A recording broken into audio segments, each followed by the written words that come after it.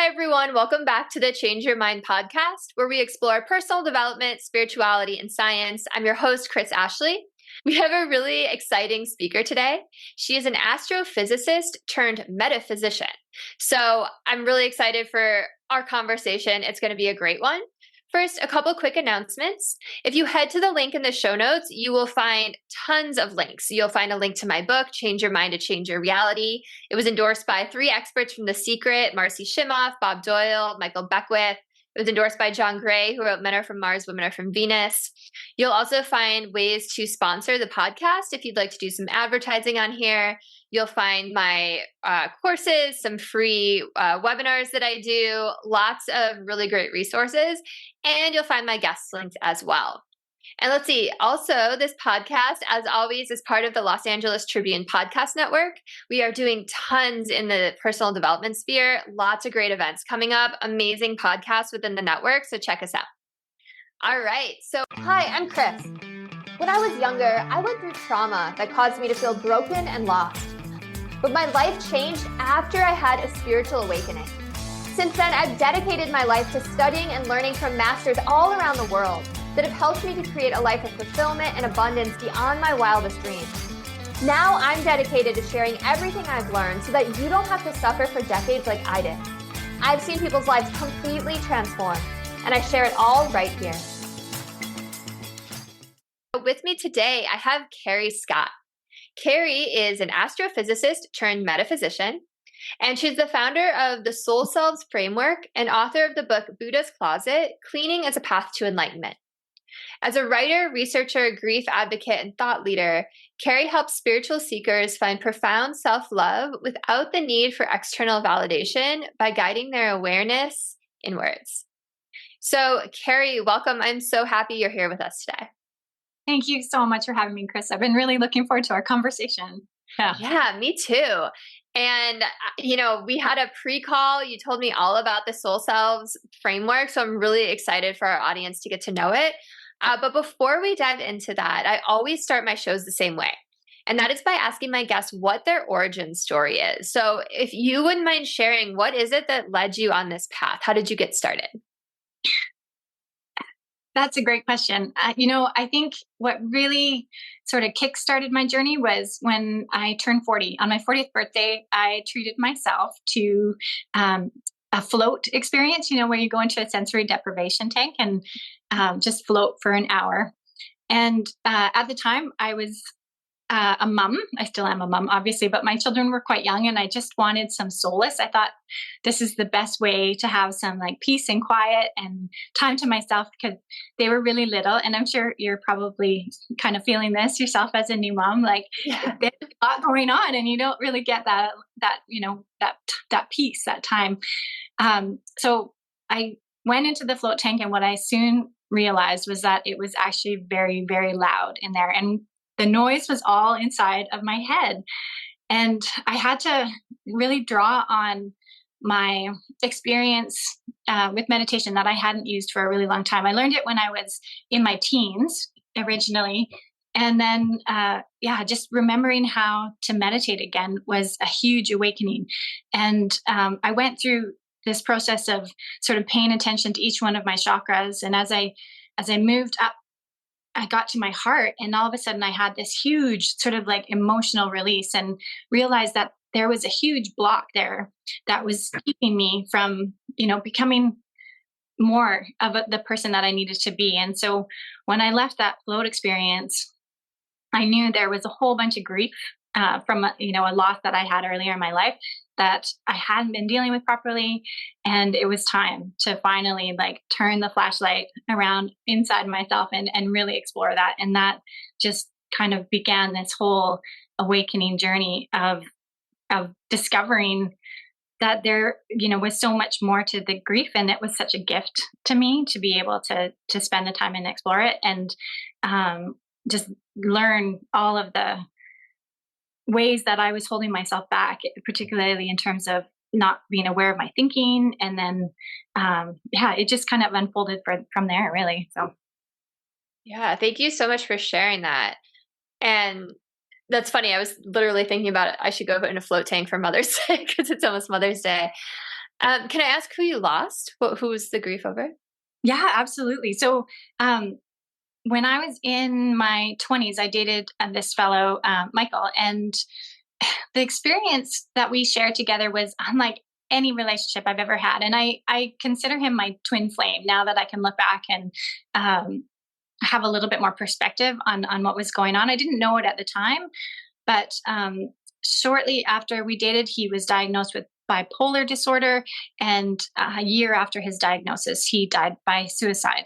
And so, one of the things that I learned as I was sort of, uncovering this grief, or, digging into this grief experience that I had, is that often with suicide survivors, there is this term called frozen in grief. And because of the stigma around the death and the mental illness and all those things, I never talked to anybody about it. And so for nearly decades, I just thought I was grieving the way that I was supposed to, the way society sort of expected me to. But what I didn't know is that talking about it and sharing my experience with other people, and having conversations with people who'd had similar losses, was probably the healthiest thing that I could have done. And so I really find it important to advocate for that now, in terms of sharing any kind of loss or any kind of grief, and just being able to talk it through, because each time I share my grief, I heal a little bit more and a little bit more. Yeah, thank you so much for sharing. And totally, that's why they have support groups, right? Because it's cathartic to process out loud with other people in community. So I totally get that. So I guess the next question would be, a decade later, you realize you're still holding on to this. It's stored in your body, right? Maybe as a repressed emotion, or maybe as one that has been suppressed. How did you start to process that grief? How did you start to allow yourself to really feel it to the point where you were able to heal from it? I think the most important way for me, because I wasn't ready to talk about it, was through writing. And writing was such an amazing avenue for me to really explore what was going on. And it's when I was writing about my experience, I had to go back and relive it to be able to really flesh it out and get to the emotion of it.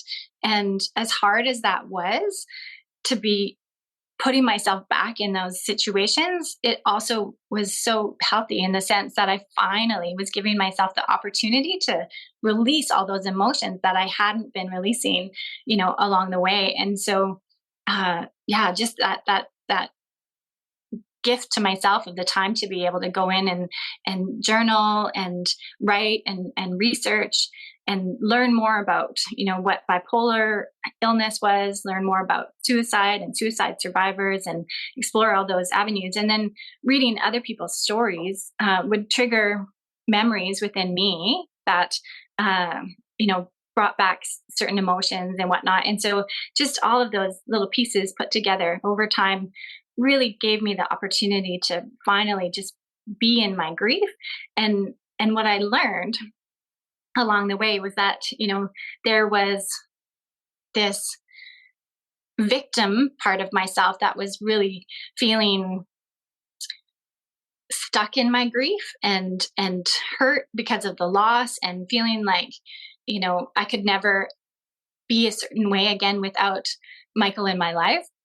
But then as I was able to release all this and learn more about it, it really transitioned into this beautiful experience where now I was able to realize that I can feel the way that I felt with him anytime, because I always felt that way within myself. That was this sort of uncovering of like this gift of self-love that was kind of his gift to me all along, right? That's so beautiful. I got goosebumps when you were saying that. And I love that you started to process through writing, because writing is so powerful. Everyone talks about journaling, and there's a reason they talk about it, right? Because it works. And it feels like what you were really doing was allowing yourself that space. You said to be in your grief and to feel it, right? You have to, the way out is through, right? You have to allow yourself to feel those emotions. And I also love that you were researching and reading other people's stories. It's something I do too when when I'm feeling a certain way and I need to, it's a way of connecting with people, knowing you're not alone. And like you said, it's such a great way to help you start to feel those emotions, right? Like to have those memories come up and trigger something, and then you get to feel that too, right? It's like peeling away the layers of an onion. And I love that you were talking about how you fell into victim mode first, because that's something I talk a lot about on the show. Is, there, if you look out into the world, there's a million reasons to be angry and to feel like a victim, but you can't truly heal when you're in victim mode, can you? No. That was such a huge realization for me. And when I finally took responsibility for even the littlest things in my life, like I always use the example of leaving a dirty cup on the counter. I would blame somebody else in my family first. And then when I finally like flipped the switch and was like, okay, no, I need to take responsibility for everything that's going around me. Anytime I feel the need to blame somebody, I got to turn it around and take responsibility. And that changed everything, like my mood, my my overall energy level, everything, increased because I was no longer blaming anybody else. And even if it wasn't my fault, I still could find a way to take responsibility for that, because maybe I wasn't communicating my boundaries well enough, or my needs, or expressing something that I could have, communicated better in some sort of way. And so everything just got better and better and better when I started taking responsibility. And so when I apply that, like in other aspects of my life, like in the grief scenario, how can I take responsibility? And so much of that was just opening myself to learning and looking at things from a different perspective, and gaining a wider perspective. And then it just unfolded and, became so expansive from there. I love that you said that too. Looking at it from another perspective, like literally my book, Change Your Mind to Change Your Reality. This is what we teach, right? And it's so important because, like I said, you always have a choice, and you can look at things. The way you look at things changes the way that they feel inside of you, right? And peace of mind can't be found in blaming others or outside events for your problems, right? And by the way, for listeners, I just want to make this point, like this is not people pleasing. Like when Kerri said, like, even if it wasn't my fault, because you really create your own reality, right? You get to decide how you feel at any given moment, and you get to choose happiness, and you get to choose peace, and you really do have an imprint on everything that happens around you, right? Yeah. I love how well you articulate that. And I'm almost done reading your book. I'm down to the last chapter, and everything these are all the lessons that I was learning too along my grief journey, really, which became my awakening journey. And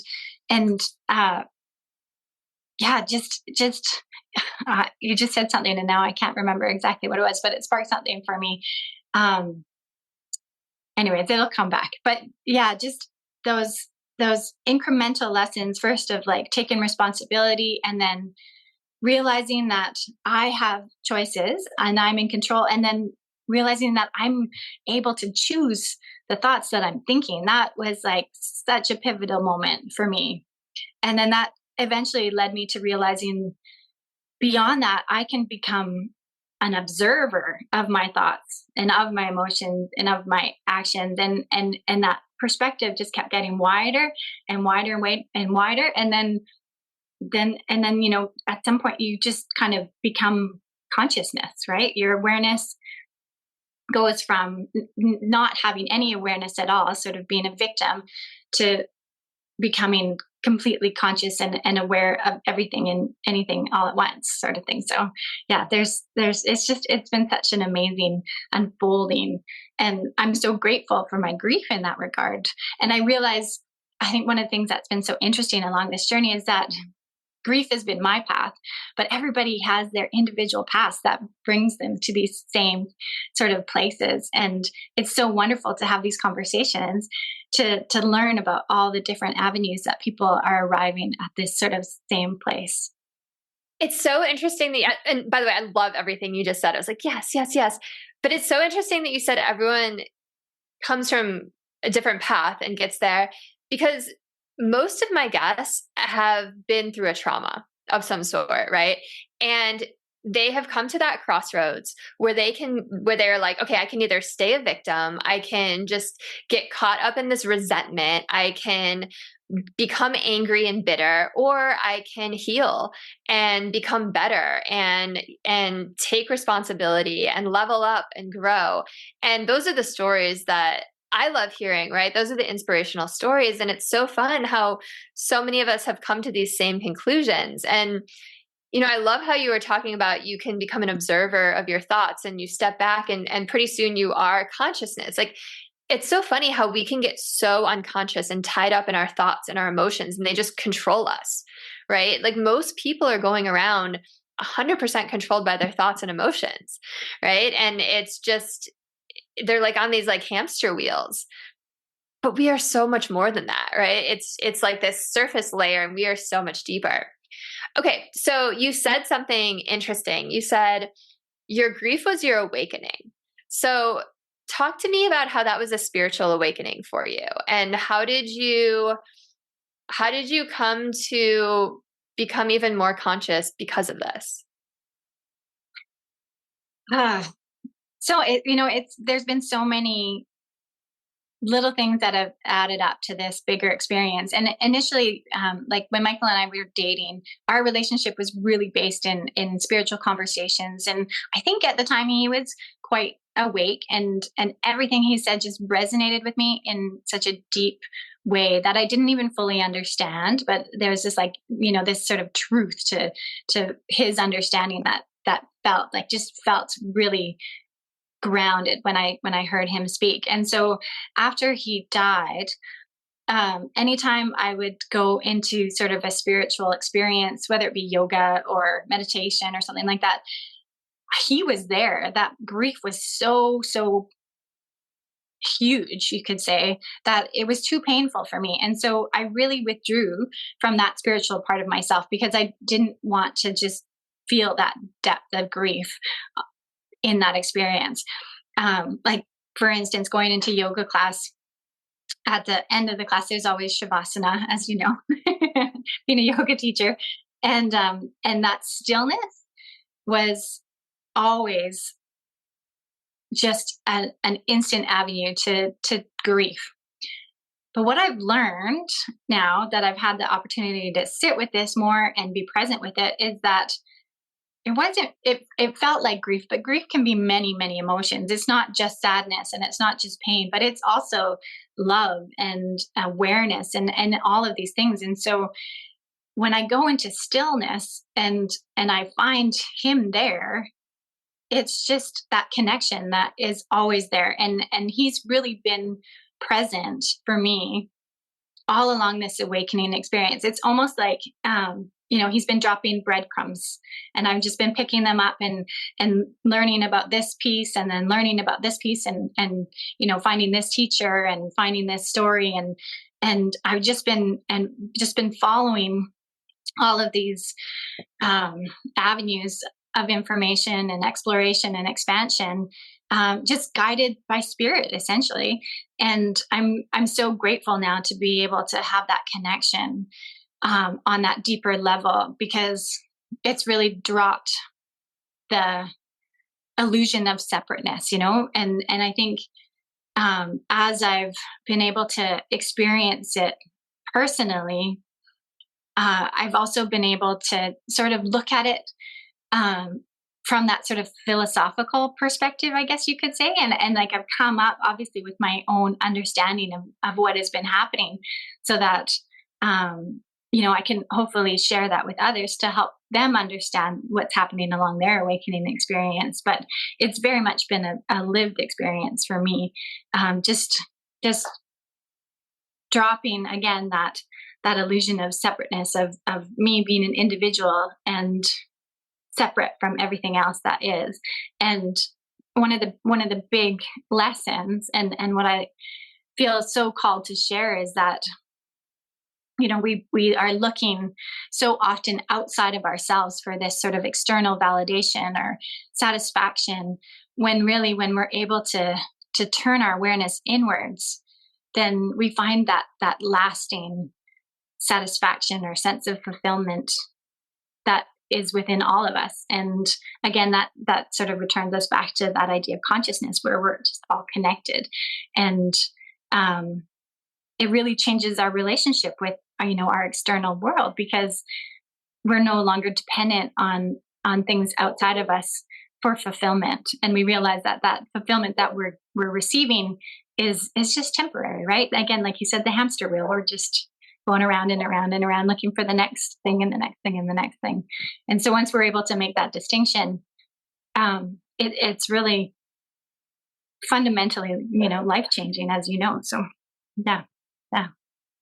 Yeah, that was so beautifully said. And also what a beautiful gift that you received from Michael through all of this, right? Where he was leading you with these breadcrumbs and you were able to reconnect with the spiritual side of you. And that's even where it started. So that's, and, so often people will say like, oh, I'm so sorry you went through that. Right. But, and it's a horrible thing to go through.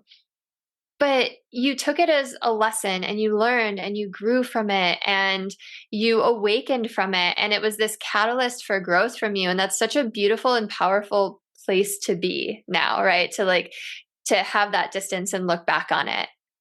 And, I like that you were saying like grief is more than just like sadness, right? It can be so many emotions. It can be anger. It can be love. It can be all of these things like you were talking about. And it reminds me of the what is it, the 5 stages of grief that we all go through. And I know that you write about the 5 stages of awakening as well. And I would love, and I didn't even make the connection until you were just talking, like, wow, this really is running in parallel for you, right? Because we go through these stages of grief. And as you were doing that, you were also going through these stages of awakening. So it's just like another layer of this like beautiful synchronicity happening for you. But I'd love to hear about your 5 stages of awakening, right? That you see most people go through. Yeah. So I call them the Soul Selves Framework. And there are 5 markers that I've come up with to help kind of determine where I am at any point along what I sort of see as a spectrum. So at one end, there is the ego, and then at the other end is the soul. And so I like to use metaphors a lot when I'm explaining this. And so one of the ways that I like to share it is like when you have a prism and you shine light through a prism, the light comes out like a rainbow on the other side. And so we give, each color that we see emerge from the prism a different name, and like red, yellow, all those sorts of things.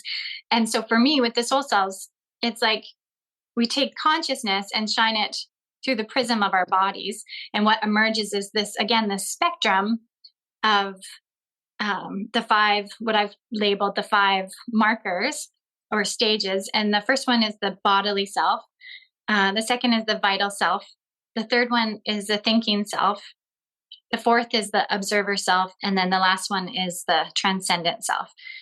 And so we can be really rooted in one of these selves for a long time, or, we can move from one to another and back again, within minutes or hours or days. And so we're always kind of moving along this spectrum.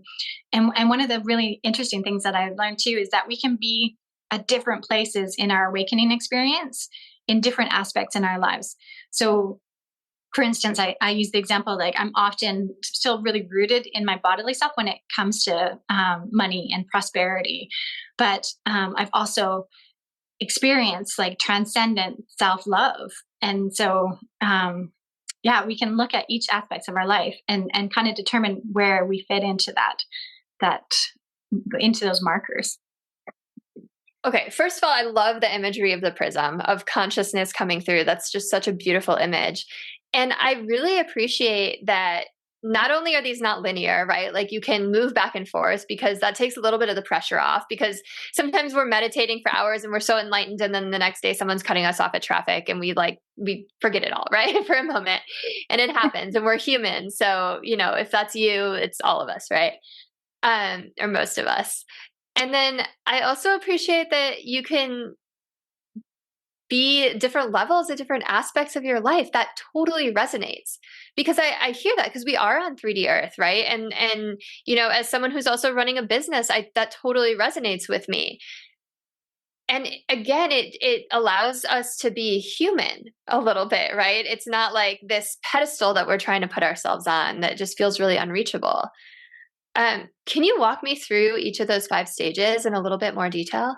Absolutely. Yeah. Yeah. I want to say too, like, it's really important to me to make the distinction that no stage is better than any other stage. Like, wherever we are in this process is divine, because it is essentially all that root, like that light of consciousness, just spread out in a spectrum. And so there's no destination. We're not all trying to get to the transcendent self because it feels better than being in the bodily self. But um, it does ultimately the differentiation. I'm not saying that properly.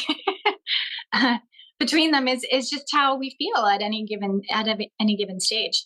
So starting with the bodily self, like we talked about earlier, often one of the things that I've noticed that really identifies being in the bodily self is that we're feeling like a victim and we're blaming other people.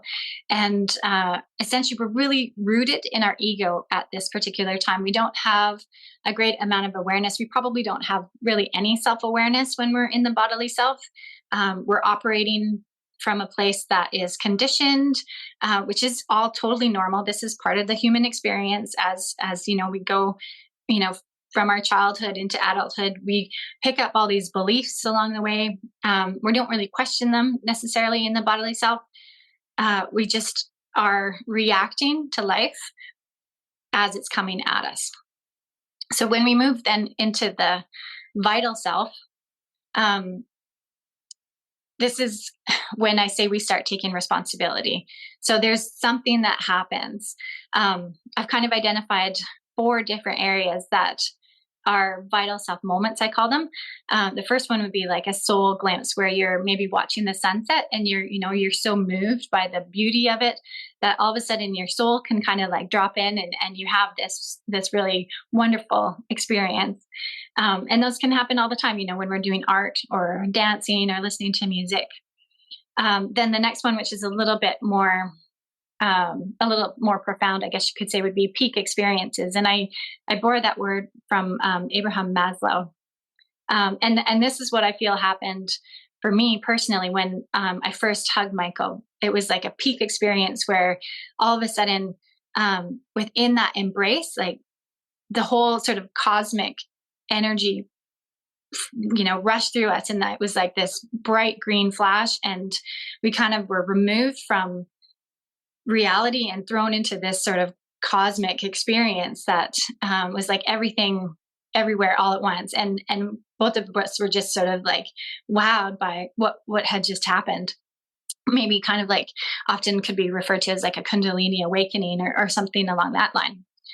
And then the next one I call disidentification, and that's where often you hear a lot of spiritual teachers talk about this, where they were so incredibly rooted in their ego, so depressed or just like so traumatized and in their thoughts, in their mind, that their soul is essentially sort of had to step in and like kick the ego out. So all of a sudden they went from this like incredibly heavy sort of depressed place, and it's like a switch flipped, and they lost that sense of identity altogether, and they just went into sort of pure consciousness. So there was this sudden, delineation of one to the other. And then the fourth one, which is a new understanding for me that I'm still sort of exploring, is this idea of psychosis. And often you hear people on their awakening journeys kind of being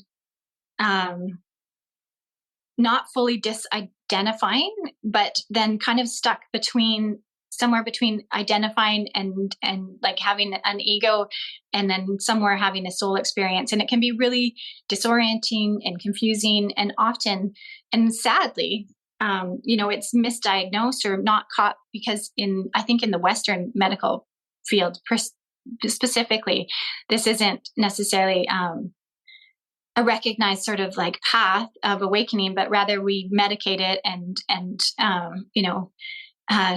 go into other sort of treatments that really sort of suppress what's going on. Anyways, that's a whole other story. But in terms of the vital self, it's when you first have that glimpse that something needs to change, right? So then we move into the thinking self, which is a lot of what I find your book describes so beautifully.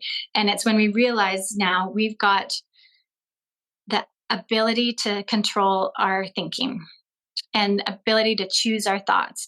And this is when we start exploring all the different modalities to do the healing, to do the work, to heal the trauma.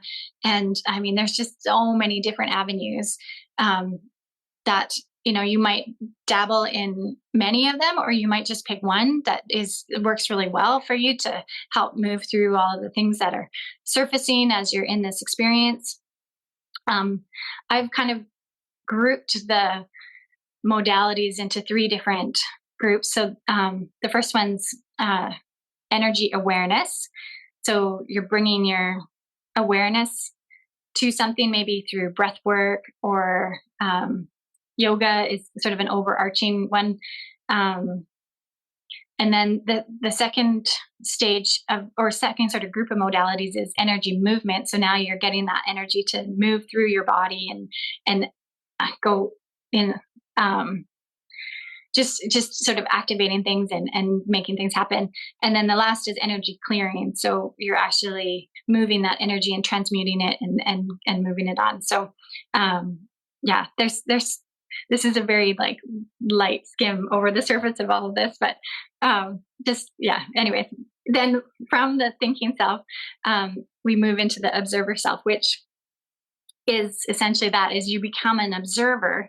Now your perspective is stepping back again, and you're just witnessing that you have these thoughts, and you're witnessing how you're reacting in certain situations or responding and what your emotions are. I love the observer self in the sense that it's so calming when you're able to be there. And I like to use the example of like those 3D images. I don't know if you remember them. They're obviously all over the internet now, but when I was younger, you could go to the mall and there'd be like a 3D poster and you'd stare at it and try and figure out what the image was. And so you're looking at this image of all these different colors and shapes, and it's not entirely clear what it is. But then when you shift your perspective just that right way, all of a sudden this image, just moves out from the poster, and you're immersed in it, and you can sort of move to the left, move to the right, up and down, and you can still see this 3D image. And that's kind of how I feel when you connect with that observer self part of you.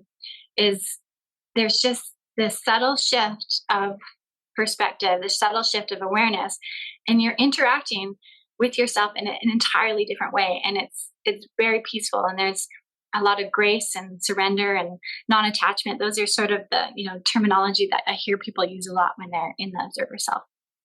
And then lastly, we move into the transcendent self. And this is a tricky one to explain, because when we're in the transcendent self, when we're, in consciousness, we're no longer in the mind. And so it's hard to use words that are created from our mind to explain something that is beyond the mind.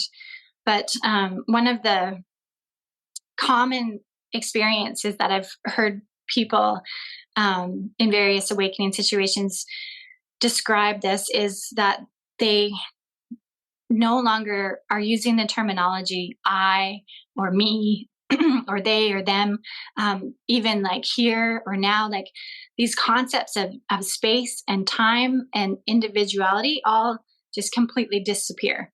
And there's just is no understanding of that separation anymore, because everything is connected in a way that is really beyond our comprehension until you experience it. It's not something that you can just explain someone into, but you really have to have that experiential experience to understand it. But I think it's beautiful. And like I said, you could go from the bodily self to the transcendent itself, you know, in a split second, and then back, and or, you know, you're taking very small sort of incremental steps between each one. And yeah, there's no right or wrong. It's all there as a possibility. But yeah. What an amazing breakdown. No, I really enjoyed listening to that. And as you were talking, I was trying to put my experiences to different levels, and just things I've read about. Like the transcendent one reminded me of near-death experiences that I've read, right? Because I've gone down those rabbit holes where it's like you just feel this oneness with everyone, and it's just pure love, right? And there's no anger, there's no resentment, there's no victim or blaming. It's just this connection. Wow, how powerful. Yeah, yeah, yeah. Have you experienced all of these levels?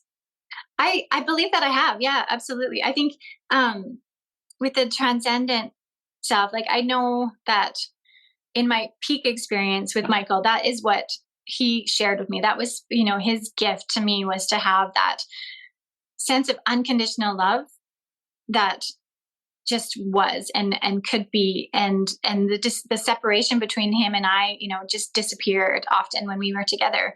But I've found a way, and it's not something that I can replicate as often as I would like, and I probably shouldn't even be trying to replicate it. But I think that's part of our journey, is we try to get these experiences back.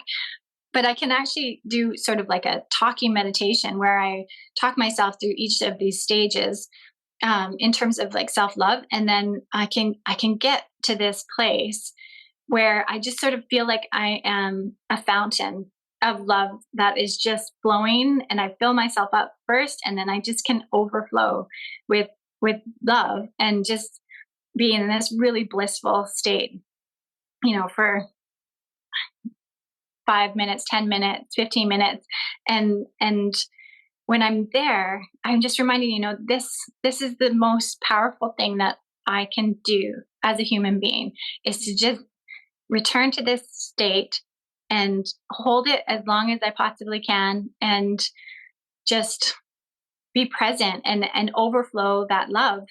And I notice when I do that, afterwards, the things that are in my awareness and what seems to be like attracted to me afterwards are all love. Like, you know, there's love stories, and you find heart-shaped rocks on the beach, and people are sharing quotes about love online, and like my whole experience with the external world completely changes. And I think that has just reinforced that learning that you talk about in your book, that like when you change your mind, the things around you change, and I'm in control of that. And so what I'm choosing to put my awareness on is what is going to be reflected back to me. And so, yeah, the more opportunities I can do that, the more I benefit from that, and hopefully other people around me can benefit from that as well. Yeah. Well, that's the amazing thing, right? Because you're rubbing off on the people around you, and it creates this beautiful ripple effect, right? And I love that you said after these moments, there's just love everywhere you look, right? It's this tangible proof that our inner world creates our outer world. And I think a lot of people have tapped into that state before. I know I have, with certain meditations, or like an acupuncture session that put me in this crazy blissful state. Or, you know, there's these moments that we understand that we're so much more than just this, right? This physical body. And I think you're right that is one of the most powerful things we can do in our human life, is to find that state where we are pure love and pure connected. Because I don't know about you, but like for me, after, I just felt like so much love for everyone around me too. I felt so connected. I remember like riding like BART after one, like the Bay Area Rapid Transit, the train here after, and just like feeling so like much love and connection for every single person around me, right? I wasn't like cranky with how overcrowded it was, or like whatever. And instead it was just like this like immense love for people. And, Yeah. you know, like we talked about, we're human, those states don't stay, but it's just such a peaceful, wonderful place to get to. It really is. Yeah. Yeah. Yeah. It's so beautiful. You described that so well. You took me there just listening to you. Yeah. Pretty fantastic. And I had forgotten about that moment. So like you reminded me of like, oh yeah, I have had those moments where I just felt this profound love and connection for people, for strangers. And it was like, oh, we're all one. We're all the same. Yeah. Yeah. It really it expands your compassion too. And the more, work that you do on your own, repressed traumas and conditioning and all that, you just realize that, we all have had these layers of our ego put on us, and whether we understand that they're there or not, they're shaping the decisions that we're making and the conversations that we're having, and so it becomes so much easier to be compassionate for that person who may not understand what's going on and is reacting in a certain way, but you understand that they've been conditioned to react that way, and they may or may not discover that that's a choice that they have to change that sort of thing. So yeah, it really changes your relationships and the dynamics of them too. Absolutely. And compassion is such a good word for it. And yeah, you have this understanding for people, like they're just another soul, right? Like they're incarnated in this world just like you are. And I love it. The conditioning, like everything placed on top of them is just, it's not their essence of who they are. Yeah. And who they are is really who you are too, right? Like you can't when you're fighting like the outside world, you're fighting yourself, right? When you're having aggression towards another person or judgment or blame, that's really coming back at you because they're a reflection of you. Yeah. Yeah. Yeah. Yeah. I really appreciate you for just bringing all this up today, because we haven't had this kind of conversation specifically on the podcast yet. And it's just such a good reminder to me as well that of those moments, right? Of those moments and that feeling. And I think you said it well, that you can't really put them into words. It's such a feeling. Yeah. Yeah. Yeah. I know. I'm so fascinated, I have to admit, because that's where the duality comes in, and words are part of the duality because they come from our mind, but we're experiencing something again that is beyond our mind. And so how do you describe something with words that isn't even, it's completely well, I shouldn't say separate from it, because then we get into that whole dynamic again. But yeah, just the sort of like irony of it all it's so beautiful and delicious to me. Totally. Yeah. It's just like another beautiful facet of this life, right? This beautiful experience called life. Yeah, exactly. Yeah.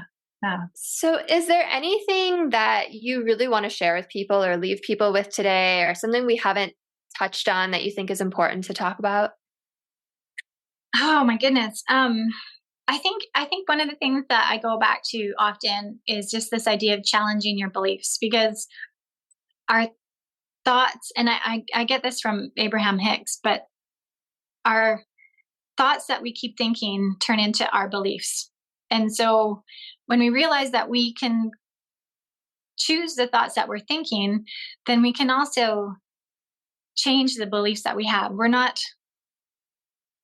Our beliefs aren't fixed to who we are. They make up our identity, but they are so malleable when you really start to like look at them and unfold them. And so just this idea of challenging your beliefs often, I think is a really good way of sort of beginning to question who you are and opening yourself up to this, incredible expansion that is available to all of us.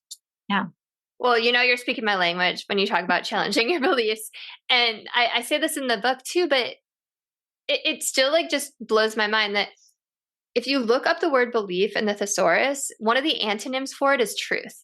So literally the opposite of belief is truth. And if you think about it, like you said, our beliefs come from other people's opinions or our own thoughts or are based on our lived experiences, right? But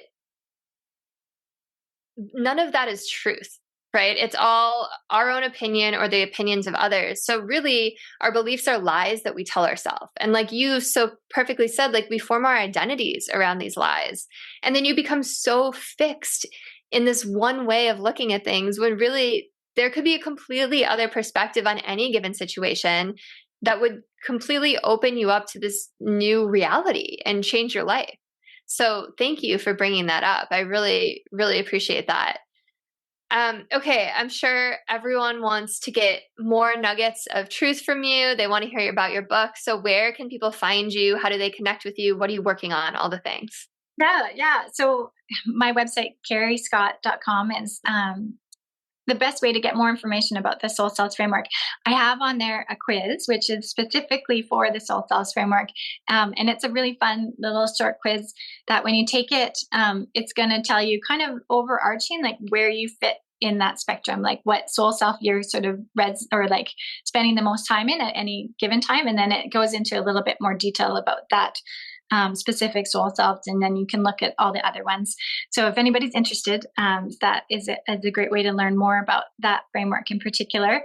And then I am currently working on my first solo book, which, as you mentioned earlier, is Buddha's Closet, Cleaning as a Path to Enlightenment. And it's just again, a playful look at the relationship between fashion and spirituality. And I, as I mentioned earlier, I love using metaphors to sort of help explain a lot of these spiritual experiences and teachings. And so I took fashion metaphors in this case and tried to apply them, or I shouldn't say try, I applied them to spiritual, and then drew a parallel between like cleaning out our closet and cleaning out our mind. So each item of clothing in our closet really represents a thought that we're thinking. And, are we going to put that back in our closet, or is it time to maybe move it on? So that will be out in mid-June. So really excited to share that with everybody. And we all know how good it feels to just shed old clothing and clean out, like spring cleaning. So imagine applying that to your mind. And you were so sweet as to send me a copy of the book. So I'm really excited to start reading it and write you a little endorsement. So everyone, go take that quiz. I'm going to go take that quiz. It sounds really fun. Go check out Kerri. Buy her book when it's out. And if this episode resonated, like, share, comment, subscribe, send this to someone you think could benefit from it. And I think everyone could benefit from this information. So thank you so much again, Kerri. It was really wonderful having you on. I appreciate your time. Thank you, listeners. Have a beautiful rest of your day, everyone.